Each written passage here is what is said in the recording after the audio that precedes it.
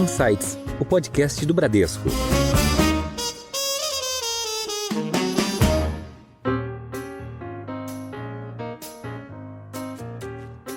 Nunca mais esse negócio vai estar ancorado em uma pessoa. Nunca mais. A gente precisa poder decidir, a gente não pode ser prisioneiro do nosso negócio, a gente não pode ser prisioneiro do nosso patrimônio. A gente tem que ter a nossa liberdade assegurada, a gente trabalha por isso. Trazer o assunto para a pauta, tentar entender como essa tomada de decisão ela pode ser um pouco mais participativa, olhar para o futuro, olhar para o daqui para frente, né? Como que a empresa se vê daqui para frente. E eu acho que, olhando para a ótica da geração que vai suceder, existe um desafio grande de se provar. Olá, tudo bem? Meu nome é Arthur Arraes e este é o Insights, o podcast aqui do Bradesco.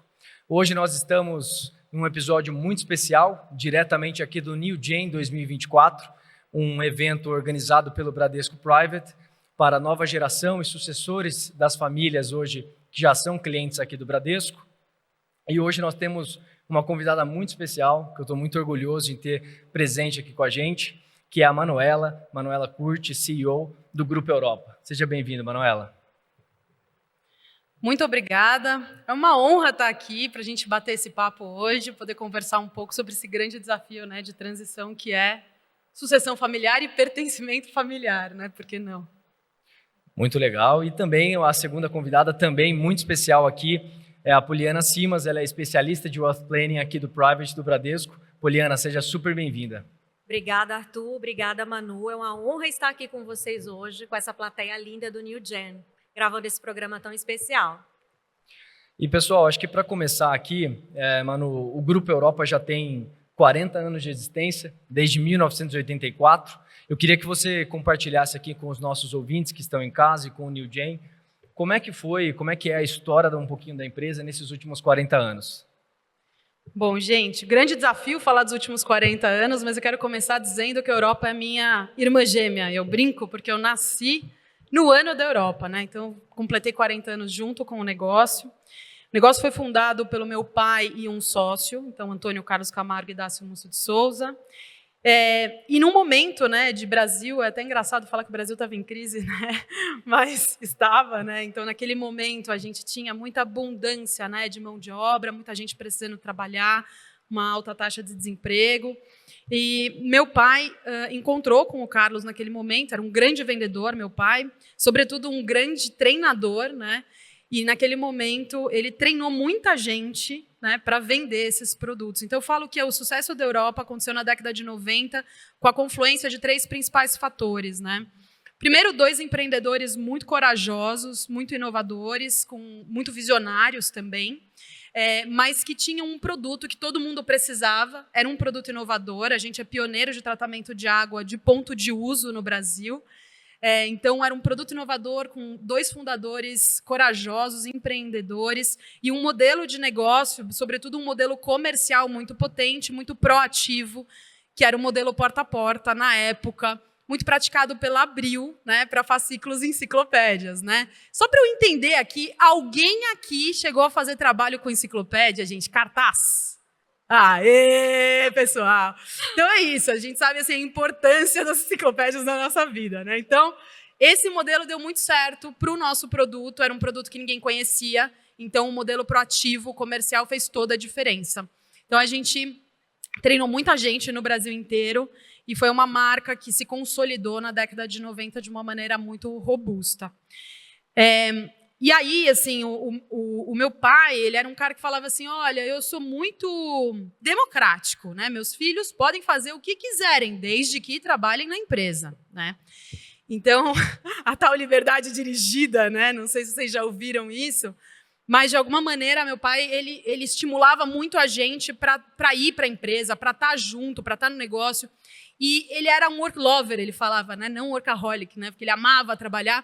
E a gente, desde criança, foi muito criado para conversar com ele sobre negócio, né? Então, desde muito cedo, se a gente quisesse a atenção do meu pai, a gente tinha que ensaiar alguma fala sobre o negócio para ele olhar para a gente e interagir. E aí, a gente, então, cresceu muito misturado com o negócio, eu e meus irmãos, quando a gente teve uma um primeiro momento, eu tive um primeiro momento de passagem pela Europa ali, na década de 90. Então, eu cobria as férias da secretária, gente. Então, ele dava, as férias dela eram nas minhas férias escolares, entendeu? Daí eu ia lá, passava as férias de julho, né? E depois, em 92, a minha segunda passagem foi como vendedora, e eu fui ficar numa loja da Europa, vendendo purificador, aprender como é que era isso, essa interação com o público. E aí, eu escolho fazer direito, e aí volto para a empresa só em 2007, via departamento jurídico, num pedido do meu pai, parênteses, tá? Desde que eu entrei na faculdade, ele dizia para mim que eu tinha que trabalhar na empresa, tá? Desde o primeiro ano. E eu dizia que não, que não, que não, que não. Quem sabe um dia, né? Porque eu tinha aquela coisa de eu preciso ser muito boa para um dia trabalhar na empresa, né? Porque o filho do dono precisa ser muito bom para fazer alguma coisa, para fazer tudo certo. Então, tinha aquela pressão, eu me colocava essa pressão, né? Bom, quando eu fui, eu fui como... Eu estava no 4º ano da faculdade, fui como estagiária ainda, ajudei a remodelar o departamento jurídico, a gente estava com um desafio específico na época, e acabei ficando. Eu posso já correr até hoje? Claro, por favor. Então, tá bom. E aí, então... Fizemos esse trabalho no departamento jurídico, mudando a visão na época, né? Falou assim, a gente não quer ter razão, né? A gente quer ter o cliente feliz, né? As pessoas satisfeitas com a marca e otimizar o custo, né? As contingências, o passivo, essa é a visão. Então, a gente remodelou esse departamento e aí... Quando eu me formei, meu pai falou assim para mim, bom, então agora, que ótimo, porque você vai ser a diretora-geral jurídica, deu um nome bem pomposo, bem bonito para me atrair, para ficar. E eu disse para ele que eu não queria, que eu não me sentia preparada, que eu achava que eu tinha que trabalhar em outros lugares e que, quem sabe, um dia eu voltar. E ele virou para mim e falou assim, não, eu quero que você fique. Por quê? E aí, gente, vou abrir um parênteses. Desde 99, o meu pai estava doente, estava com câncer. Em 99, eu tinha 15 anos, eu tive muito pouca interação com meu pai, muito pouca convivência com meu pai, até os meus 15 anos. Meu pai quase morreu, ele teve 3 tumores na cabeça e 1 no pulmão. Ele era muito jovem, nessa época ele tinha 53 anos. E ele teve essa experiência de quase morte. Quando ele voltou muito diferente, né? Querendo tirar o atraso daquela relação que ele não tinha construído com os filhos, não tinha conseguido, porque não tinha tido tempo para isso. E é bem estranho, né, quando com 15 anos seu pai começa a te perguntar coisas do tipo, você está namorando? Eu falava, gente, mas vamos começar de outro lugar, né? Então, essa aproximação começou quando eu tinha 15 anos. E aí, gente... Quando eu decido ir trabalhar na empresa, pelo jurídico, ele usa um pouco disso comigo, né? E fala assim, olha, veja, eu estou doente há muito tempo, preciso de você. E pela primeira vez eu senti que eu tinha que ir, porque eu sabia que todos nós um dia não estaremos aqui. Eu sabia que o meu pai, talvez muito mais rápido do que a gente gostaria, não ia estar conosco mais. Então eu fui. Muito chamada por essa responsabilidade, esse senso de continuidade do negócio. Depois que eu me formei em Direito, então aí ele falou, você vai ficar. Eu falei, olha, pai, eu vou arranjar um jeito de estar próxima de você, mas também de fazer algo que eu acho interessante. Falei para ele, tive uma ideia, eu vou abrir um escritório de advocacia. Vocês acham que ele ficou feliz? Não ficou feliz, porque tinha que ser do jeito dele, né? E o jeito dele não era o meu. E aí eu disse para ele que tinha que ser do meu jeito, senão eu não ficava. A gente negociou um meio do caminho, meu pai foi o primeiro cliente do escritório, o escritório evoluiu, ele nasceu em setembro de 2008. E aí, quando foi no dia 27 de dezembro de 2009, o meu irmão, 4 anos mais velho que eu, que estava sendo preparado para assumir a cadeira do meu pai, tinha passado por vários departamentos, uma pessoa bem formada, foi assassinado na porta de uma padaria em São Paulo. E, nesse momento, com 29 anos, nesse momento, foi um momento que marcou para sempre a vida da minha família, mas também a vida de todas as pessoas que se relacionam com a Europa, né? Tanto dos colaboradores, do ecossistema inteiro, né? Dos fornecedores, dos consumidores. Então, essa é uma passagem muito chocante para a gente. Meu pai, que já estava doente, entrou num estado de depressão. 6 meses depois, no dia 7 de julho de 2010, ele vem a falecer também. Então, em 6 meses, a gente deixou de ter a convivência do meu pai e do meu irmão dentro de casa, e isso mudou tudo para sempre, mudou minha relação com a minha mãe, com a minha irmã, e todas as relações são novas relações a partir daí. Nesse momento, eu estava como advogada do negócio, o negócio não estava preparado para passar por um processo sucessório, não tinha os processos, não tinha consultoria, não tinha nada do tipo. Tá? É uma empresa totalmente familiar, as empresas familiares elas são muito afetadas pelo que acontece na família, né, sempre. Mesmo aquelas discussões que a gente acha que ninguém sabe, todo mundo de alguma maneira sabe. Né? Então, imagina que isso foi um grande choque para todo mundo e, de repente, meu pai, que era um cara muito centralizador, era um cara muito carismático, uma liderança muito forte, incrível, mas muito centralizador, acaba vindo a faltar, e isso realmente muda tudo para todo mundo. Eu vou parar aqui. Tá? Não, Manu, super legal. E você já tinha comentado também em outras entrevistas, enfim, outros assuntos, o quanto que seu pai era extremamente carismático e comercial, né? Talvez uma das pessoas mais comerciais que você tinha conhecido na sua vida. E nesse momento você era advogada, trabalhava com direito, que era algo que você gostava, e aí se viu ali obrigada, entre aspas, a assumir a companhia, né? Como é que foi esse momento? Você tinha 26 anos, se eu não me engano, no momento que você teve que assumir a empresa. Como é que foi esse momento, esse desafio de ter que assumir a empresa? Bom, então aí nesse momento, gente, é aquele momento que ninguém sabe muito bem por onde começar, o que fazer, tá todo mundo muito perdido, né? Porque é um choque emocional muito grande. Mas eu acho que, de alguma maneira, todo mundo reage de um jeito diferente também, né? E eu me lembro que eu entrei num modo meio... Vamos fazer o que tem que ser feito. E o que tem que ser feito não é o que eu sonhei, não é o que eu gosto, não é o que é legal, não é o que eu concordo, é o que tem que ser feito. Muitas vezes, né? E encontrar esse caminho do que tem que ser feito, para mim, naquele momento, dependia muito de saber perguntar as coisas, de ter humildade para entender o negócio, para entender o que seria o próximo passo, né? A primeira coisa que a gente fez foi uma reunião, né, com os sócios, né, porque imagina que o sócio do meu pai dormiu com o sócio que ele escolheu e acordou com 3 sócios que ele não escolheu. Né? Então, tinha um desafio para ele também muito grande ali, para todos nós. Né? Então, a primeira coisa foi uma reunião entre nós, para conversar sobre aquela situação. Cara, essa é uma situação que a gente não queria viver. Né? A gente não sabe por onde começar. Mas qual vai ser o nosso combinado? E aí a gente fez um combinado que foi a pedra fundamental de tudo que aconteceu de lá até hoje, tá? E isso continua válido. Então, a conversa, assim, o final, né, resumindo, foi: aconteça o que acontecer, nós sempre vamos colocar a conversa em cima da mesa, o problema em cima da mesa, e a gente vai decidir juntos. Não escolhemos, mas todo mundo aqui tem um interesse único, que é o negócio dar certo. Então, se todo mundo quer que o negócio dê certo, nós, juntos, vamos ter que ter a maturidade de conversar sobre as coisas difíceis, sobre tudo que for necessário. Então, a gente não tinha uma governança, né, super estruturada, aliás, só tinha um contrato social, na verdade. Então, não tinha um acordo de sócios, né, não tinha... o que teve ali foi um acordo moral, né, vamos dizer assim, entre nós, sobre como a gente ia proceder dali para frente. A gente ficou 6 meses sem um presidente, e isso foi, hoje eu olho para trás e falo, isso foi um equívoco. Né? Então, se vocês passarem por essa situação, não façam isso. Né? Assim, então, coloquem alguém, ainda que seja interinamente, né? Isso é super importante. A gente ficou como um comitê durante 6 meses.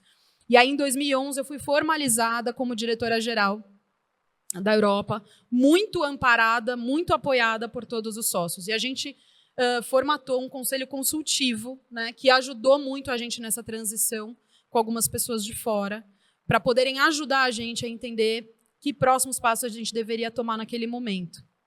Então, isso depois, né, foi... Aí a nossa agenda, a minha agenda, né, gente, foi sempre a seguinte, a partir desse momento. Eu só pensava em 2 grandes diretrizes que eu acho que, de certa forma, até hoje norteiam muito o meu trabalho. Né?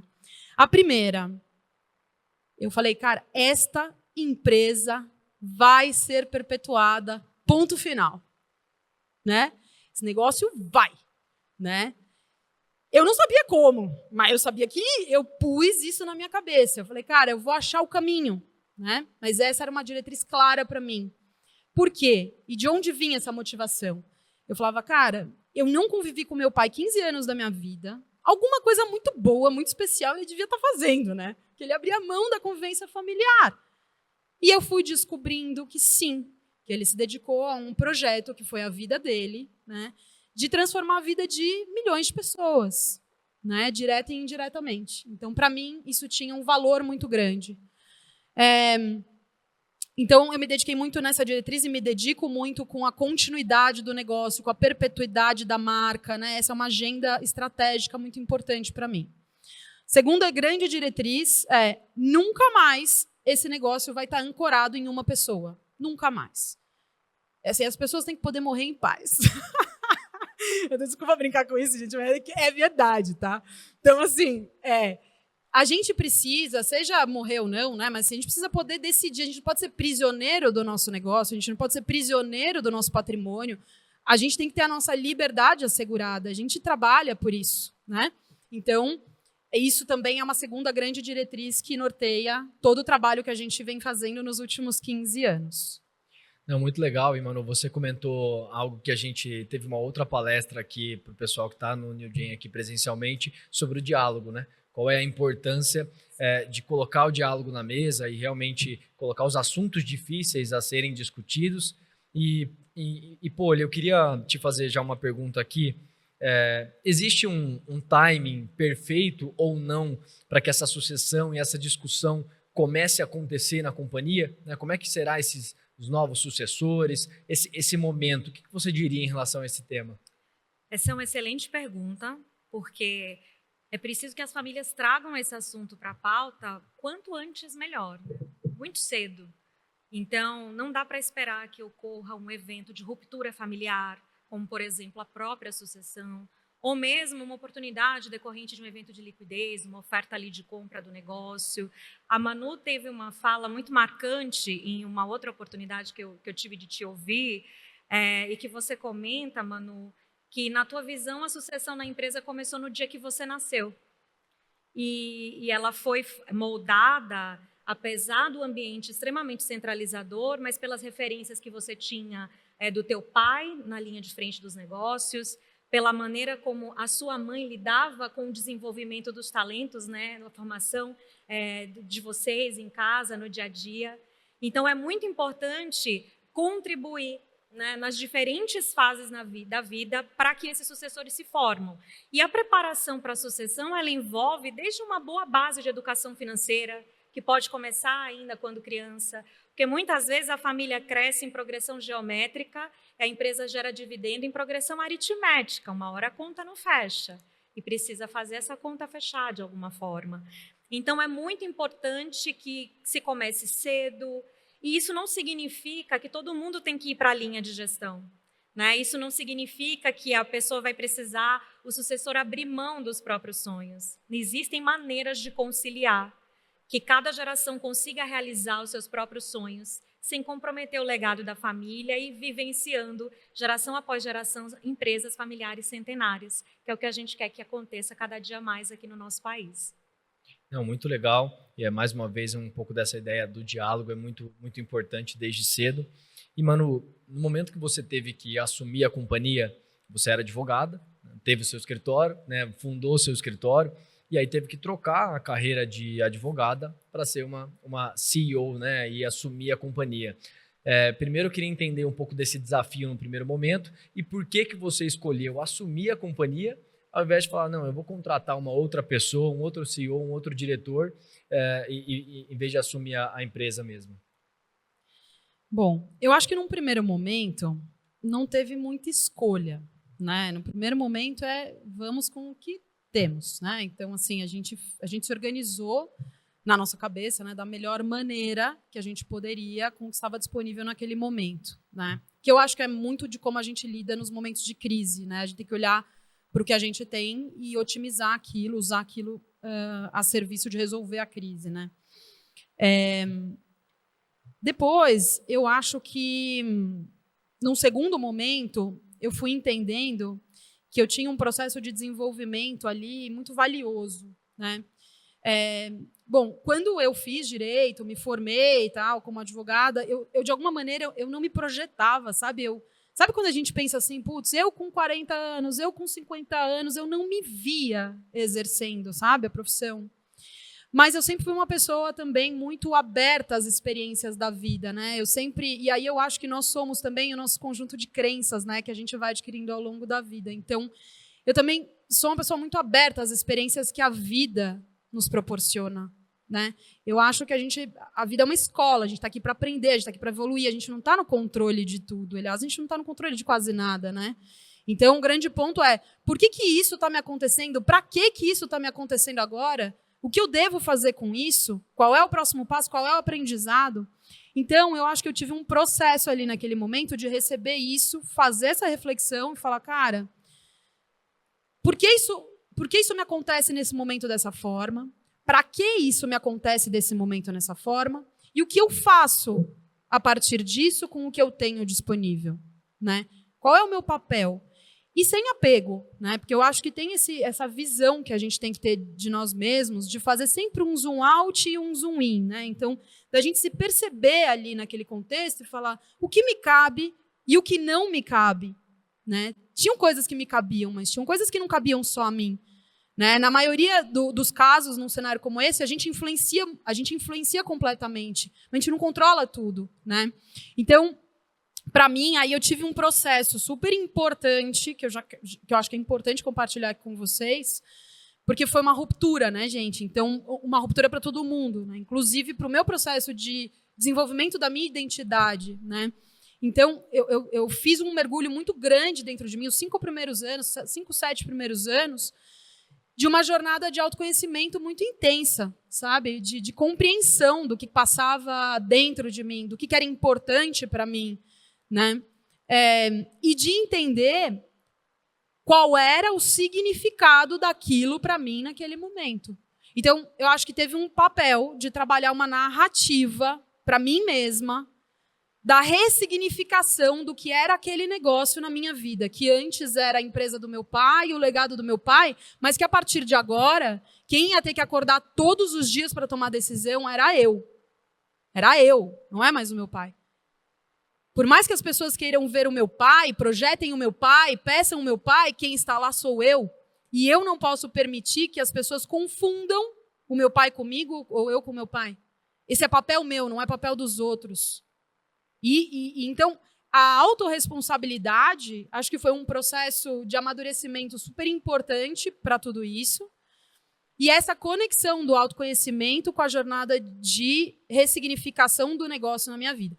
Isso me deu força para acordar todo dia e estar aqui conversando com vocês hoje, 15 anos depois. Não, muito legal, Manu. E você tinha comentado agora, 2 perguntas atrás, que você não quer que o Grupo Europa dependa só de uma pessoa, né? E como que hoje o grupo, né, a família, a empresa, enfim, está se programando para a sucessão, para os planos futuros, enfim, queria que você comentasse um pouco dessa organização, já que o tema principal é sucessão e planejamento aqui patrimonial. Perfeito. Então, só vou responder essa, mas queria pegar o gancho da anterior só, né? Porque, assim, também acho que tem um ponto, gente, o pessoal pergunta, pô, mas por que você não contratou alguém, né? No momento que você assumiu, né? Se era tão difícil, né? Justamente, gente, a gente precisa entender qual é o momento do negócio, né? O que funciona para outros negócios não necessariamente funciona para o seu. Não tem receita pronta, né? Isso é bem importante. Então, claro, a gente tem as boas práticas, a gente tem as regras de governança, a gente tem, mas cada família, a maneira como o negócio desenvolve, o momento do negócio, como essa sucessão acontece, tudo isso vai pautar qual é a decisão, a melhor decisão que tem que ser tomada. Naquele momento, entre sócios, a gente entendeu que a empresa estava muito ferida, assim, estava todo mundo, era um ambiente de muita instabilidade, de muita insegurança, estava todo mundo perdido. Aquela cultura que era personificada no meu pai. Imagina, colocar uma outra pessoa ali, assim, ia ser um negócio, não ia colar, ia ser estranho, ia ser mais traumático, né? Então, a gente decidiu não trazer alguém de cara, né? E entender quais eram os mecanismos que a gente tinha que ter como organização para que essa próxima pessoa que fosse contratada fosse sucesso, né? Então, os processos, os indicadores, o sistema, tudo isso, porque se a gente contrata um executivo, a gente tem que estar apto também a acompanhar o trabalho do executivo. Não adianta você colocar o executivo lá achando que ele vai salvar a pátria, entendeu? Não tem salvador, né? Então, a gente foi preparando. Então, acho que muito do meu papel nos últimos 15 anos foi entendendo esse território e preparando essa transição para que ela chegue, né? Então, acho que uma decisão assim que foi tomada, a gente começou um processo.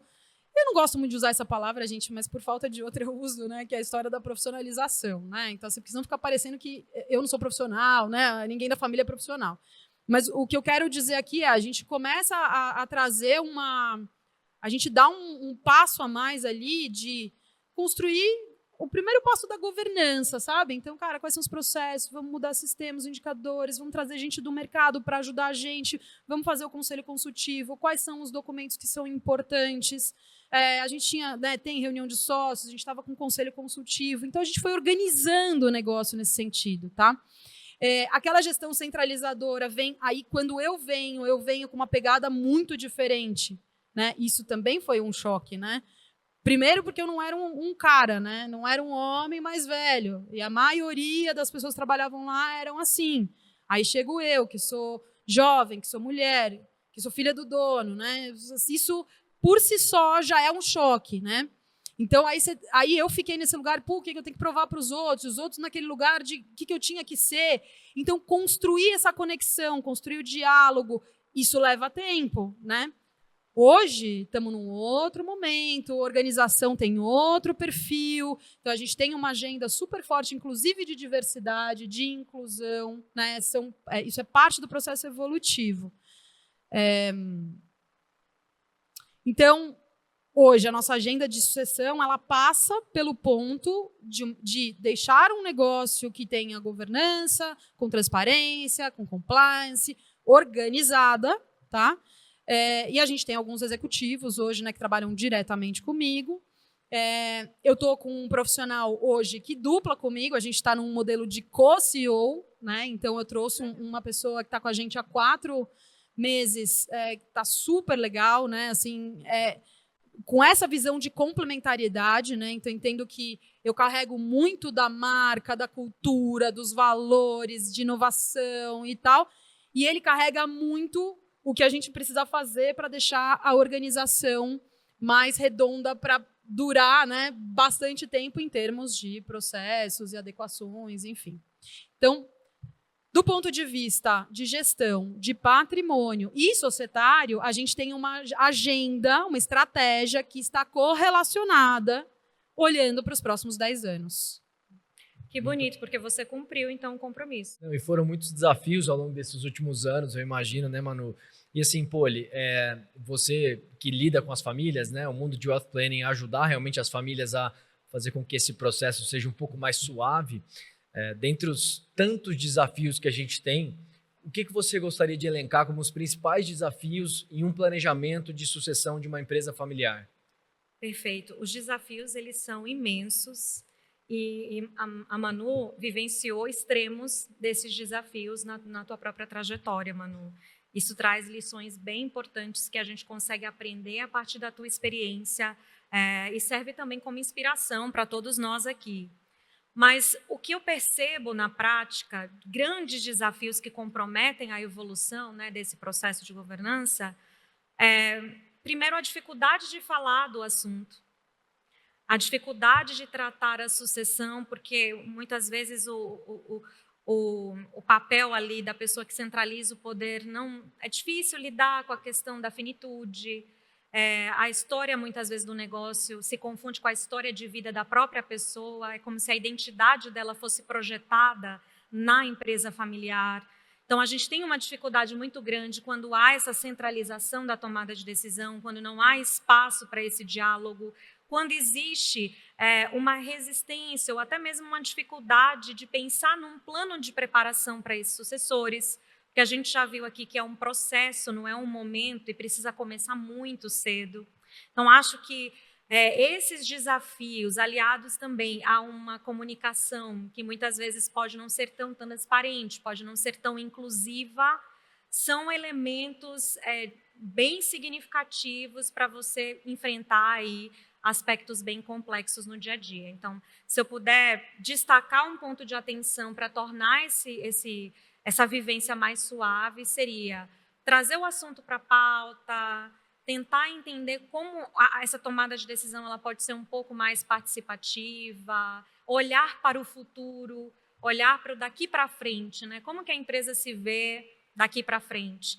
E eu acho que, olhando para a ótica da geração que vai suceder, existe um desafio grande de se provar, de se encontrar, de entender se de fato é na empresa familiar que quer seguir e optando por não seguir na empresa familiar, como vai poder contribuir naquele dia a dia, né? Porque você não precisa estar na gestão para poder contribuir com esse legado. Então, acho que esses são aí os aspectos mais relevantes, olhando para a ótica das duas gerações. E tem muita coisa sobre governança, né? Que você consegue Sim. colocar na companhia para que as pessoas que estejam entrando, mesmo sendo familiares, elas consigam trazer logo de cara esse respeito das pessoas que já estão na empresa, né? Como experiência fora da companhia, algum tipo de graduação específica, assim. Então, acho que isso é super legal. Sim. E durante esses desafios e conflitos que você comentou, muitas vezes você tem esses conflitos familiares, ou seja, pessoas que talvez não se falam dentro da família, né? E tem o aspecto emocional. Na hora que você coloca na mesa todos esses assuntos de decisão do próximo passo, decisão do futuro, sobre uma eventual sucessão, falecimento, enfim, que dica você daria ou estratégia para que essas emoções familiares elas sejam amenizadas? Lidar com emoção no dia a dia negocial, quando você lida, por exemplo, com uma empresa que não é uma empresa familiar, você já tem aspectos emocionais no dia a dia de trabalho, de negócios, enfim. Só que quando a gente transfere isso para o ambiente de uma empresa familiar, você tem as emoções associadas a vínculos de parentesco, a expectativas, a valores, a projeções, tudo aquilo que não se dissocia, porque a família continua sendo família, né? Então, é um ambiente extremamente desafiador. E lidar com essas emoções é preciso que você tenha a oportunidade de divergir, mas dentro de uma divergência ali, em que você manifeste a sua opinião contrária, ela seja ouvida com respeito, mesmo que ela não seja observada. É preciso que as famílias tenham mecanismos de prevenção do conflito, porque a divergência ela pode escalar para uma espiral de conflito e ela pode gerar uma situação de rompimento, que é quando as pessoas param de se compreender, elas param de se escutar aquela mensagem principal e a partir dali você não ganha nada, né, com aquela conversa. Então, olhar para essa questão das emoções tem que ser um cuidado constante, um estado de presença, de escuta, de percepção constante, porque se você se perde ali, uma palavra dita de uma forma equivocada pode reverberar em sentimentos negativos por gerações, né? Então, esse cuidado, esse mix de emoções nesse dia a dia de negócios que demanda muito da capacidade ali intelectual e emocional do ser humano, só as empresas familiares lidam com isso. É extremamente desafiador. Por isso que a governança também pode prever uma regra clara de comunicação, quem fala o quê, para quem, com qual intensidade, regras para a prevenção de conflito, e você ter ali uma figura de um mediador. Esse exercício da escuta ativa não é uma coisa fácil. Muitas vezes a gente gosta mais de falar do que de ouvir. Então, é um processo que demanda tempo, autoconhecimento, não só, né, do ponto de vista individual, mas do ponto de vista coletivo. O que é importante para a família? Quais são os valores? Como a família se reconhece? O que é inegociável? Toda essa clareza torna a racionalização das emoções e a manutenção da unidade familiar mais próxima e mais fortalecida. E equilibrar essas duas coisas, né? De continuar tocando a empresa e também pensar na sucessão e nos próximos passos nos anos, não é uma tarefa fácil, né? E Manu, aproveitando aqui que nós estamos no New Gen, e também aqui para os nossos ouvintes que estão em casa, existem com certeza várias pessoas que estão ouvindo que não sabem ainda se vão assumir a empresa da família ou não. O que você daria de dica aí para o pessoal para tentar entender qual que é o melhor caminho ou não? Essa é uma decisão que precisa ser bem refletida, né? E eu acho que o diálogo ajuda a gente no exercício do deslocamento da nossa percepção sobre as coisas, né? Então, buscar conversar com pessoas que vocês confiam, que podem escutar vocês, até para vocês se ouvirem quando falam. Eu acho que é super importante. Não é uma decisão binária, assim, sabe? Tipo, vou ou não vou, sabe assim? Depende de um monte de coisa, né? Porque depende de como vai ser. Existem tantos formatos, né, que podem funcionar, né? Mas eu acho que esse é o tipo da decisão que a gente precisa entender quem somos, quem estamos naquele momento, quem estamos, que tipo de esforço a gente está a fim de fazer, o que a gente está disposto a perder. Muitas vezes a gente toma decisões só pensando no que a gente vai ganhar, e muitas vezes é sobre o que a gente está disposto a perder, né? Meu pai dizia para a gente desde criancinha que toda decisão pressupõe ônus e bônus, sempre, 100% das vezes. Se você não vê o ônus, não é porque não existe, você não viu ainda, simplesmente. Ele vai se revelar em algum momento, né? E não se frustrem, não se decepcionem, é assim para todo mundo, né? E lembrando que o bom e o ruim não existe, é uma questão de ponto de vista, da vista de um ponto. Filosófico, né? Mas é isso, entendeu? Dependendo de onde você está, dependendo do contexto, aquilo pode ser bom, pode ser ruim. Então, essa pergunta, ela é uma pergunta sem resposta. Ela é uma pergunta que abre milhares de outras perguntas. E graças a Deus, porque são as perguntas que mantêm a gente vivo, são as perguntas que mudam o mundo, né? E são as perguntas que vão mostrar os nossos próximos passos, o nosso caminho mais certo. E lembra, nunca existe um caminho sem saída. Talvez um caminho sem volta, no sentido que você nunca vai voltar a ser o que você era. Nunca. A gente está sempre andando para frente. Mesmo quando as notícias são ruins, mesmo quando acontece o que a gente não quer, a gente está no processo de evolução. Às vezes a gente resiste ao aprendizado, mas isso é uma coisa diferente. Quando a gente entende que tudo está para o aprendizado, a gente está sempre se movendo para ser melhor como pessoa, para ser melhor como profissional, para ser melhor nos diversos chapéus que a gente tem, nos papéis. Então, acho que o que eu quero deixar aqui como um impulso assim, para essa reflexão é que a primeira coisa, e talvez a mais importante, é que vocês pertençam a si mesmos, né? É um evento que a gente está falando de pertencimento. E, de alguma maneira, todos nós aqui, ou melhor, 100% aqui, é feito de 50% do pai e 50% da mãe, né? Somos constituídos das pessoas que nos deram a vida. E só por este fato a gente já é grato, né? Porque a gente está aqui porque essas duas pessoas permitiram que a gente estivesse. Quando a gente começa a interagir com o mundo, a gente começa a compreender que a gente pode ser o que a gente quiser, no sentido de traçar o nosso processo de desenvolvimento. Então, pertencer a si mesmo é a maior conquista que a gente pode ter, só que ela é uma conquista diária. Então, a gente está acordado, a gente está vigilante com o que está acontecendo dentro da gente. A gente ter humildade de saber pedir ajuda, seja para o que for, né? A humildade talvez seja o maior ato de coragem que a gente tenha que exercer no nosso dia a dia. Chegar numa empresa e falar, eu não sei. Quando você tem que tomar a decisão e você poder olhar para o seu time e falar, cara, eu preciso de ajuda, eu quero saber o que vocês pensam. A decisão continua sendo sua. Isso não vai tirar o seu poder, ou isso vai te engrandecer, isso vai te ajudar a tomar uma decisão melhor, porque tem muita gente que depende de você. Então, eu acho que compartilhar esse processo faz da vida, faz do caminho, faz da nossa jornada um caminho que vale muito mais a pena. Eu sempre brinco e falo, somos 8 bilhões de digitais únicas. Já pararam para pensar sobre isso, gente? Não existe nenhum dedão igual ao outro. Tem alguma coisa muito misteriosa e muito mágica nisso, né? Então, cara, somos seres únicos, que estamos aqui para fazer o nosso melhor e ninguém é igual a ninguém. Então, estamos para se complementar, para se melhorar.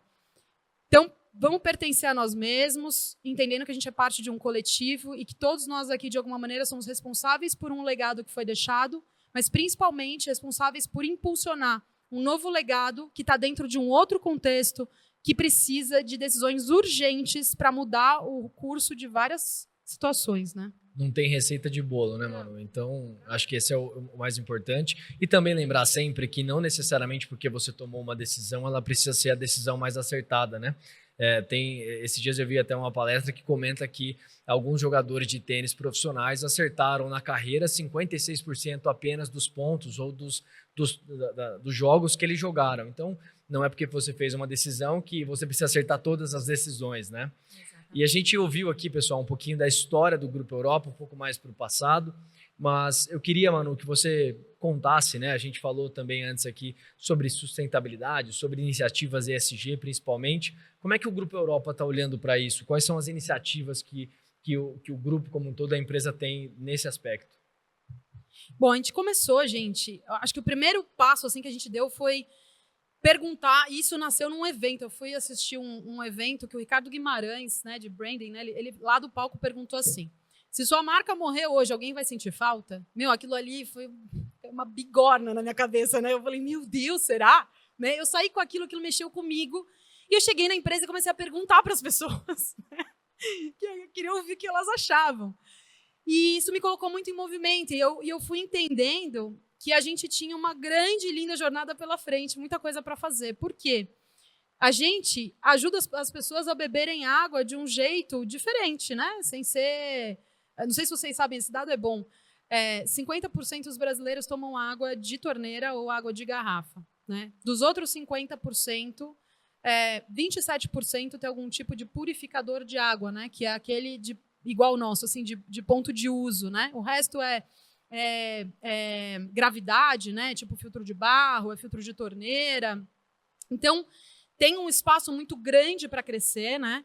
E dentro dessa agenda de ressignificação ali do negócio, eu digo, caramba, há 40 anos a gente acorda para que as pessoas bebam a melhor água possível diretamente ali do ponto de uso, né? Então, o nosso propósito nasce nesse momento. É lógico, a gente contratou uma consultoria para ajudar a gente a construir isso de uma maneira coletiva, né? Porque tinha esse olhar de engajar as pessoas no processo. E daí nasce O Mundo Precisa de Mais Pureza, como o posicionamento da nossa marca naquele momento, mais um propósito que a gente cuida da água para transformar vidas.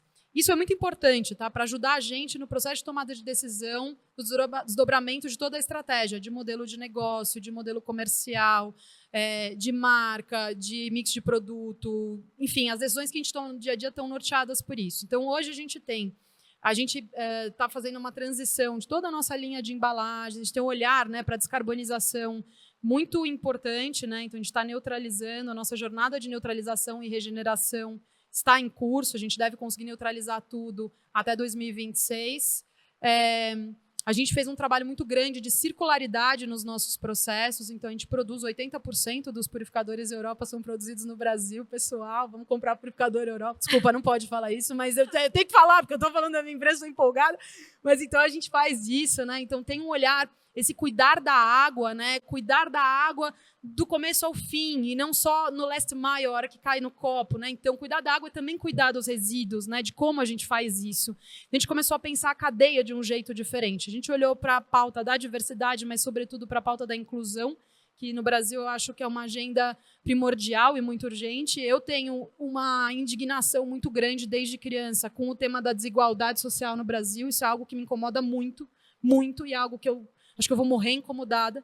E eu acho que a gente tem que fazer algo sobre isso. Então, a busca ali é como é que a gente faz os nossos colaboradores, as pessoas que estão conectadas a nós, a ter mobilidade social com mais velocidade, né? Essa é uma agenda que tem que ser nossa, tem que ser de todos nós, né? As pessoas demoram 7 gerações para mudar de classe social.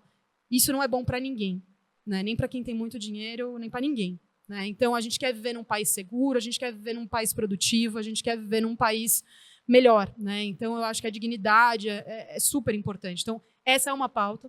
Então, diversidade atrelada à inclusão é algo que hoje a gente mede e toca com muita seriedade também.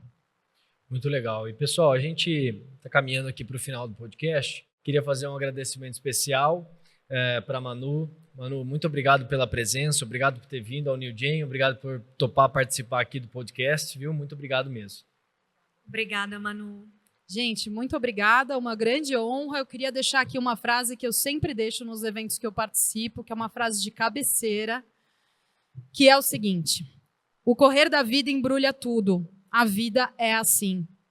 Esquenta e esfria, aperta e daí afrouxa, sossega e depois desinquieta. O que ela quer da gente é coragem. Guimarães Rosa. Obrigada, gente.